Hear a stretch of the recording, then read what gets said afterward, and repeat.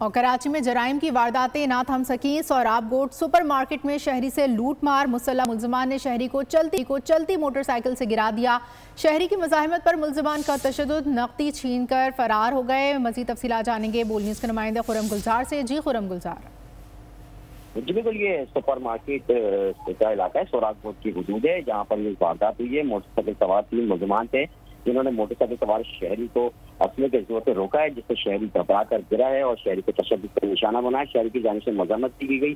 तमाम मुल्जिमान शहरी से कैश छीनने के बाद वहां से फरार हुए। इस दौरान मौके पर करीबी मौजूद एक सिक्योरिटी गार्ड है, जिसकी जानिब से जो है वो फायरिंग का तबादला भी हुआ। तमाम मुल्जिमान वारदात करके बआसानी फरार होगा। पुलिस का कहना है कि सीसीटीवी फुटेज हासिल कर ली गई है और उनकी मदद से मुल्जिमान को भी गिरफ्तार किया जाएगा। बहुत शुक्रिया खुरम गुलजार।